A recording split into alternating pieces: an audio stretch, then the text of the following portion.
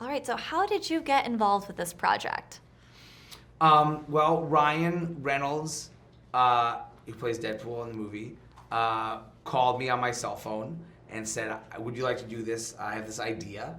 And I said, oh, that sounds interesting, but why would you want to do that?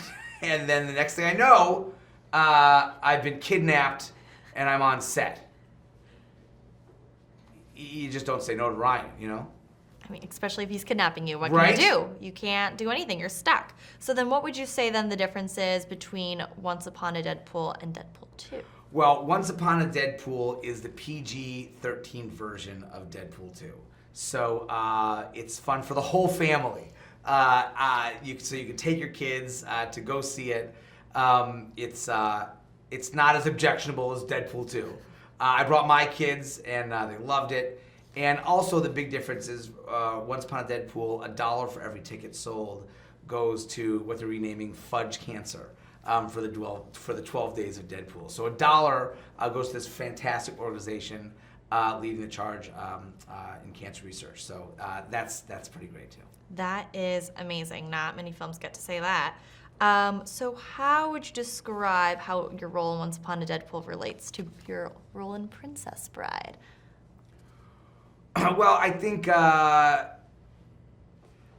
the framing device of being read a story is kind of the thing that Ryan took from The Princess Bride and wanted to use that story reading device as a way to kind of gloss over the more objectionable Deadpool 2 parts.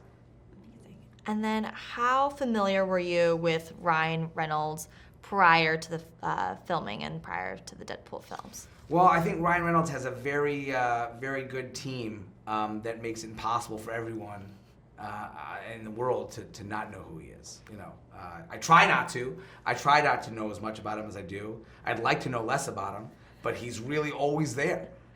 Here's a photo of Ryan. Here's a movie of Ryan. Here's a picture of Ryan. Oh, drink Ryan's gin. Oh, do this with Ryan. Oh, be like Ryan. So I know a lot about him, more than I really would like to, if I'm being honest. It's a little bit too much. It's a lot of Ryan. A lot. And here I am again talking about him. See? That's how good he is. You don't even want to, but yet he comes up. Okay, well, I won't let you talk about Ryan then. Oh. How is working with director David Leitch? Did you get to work with him at all?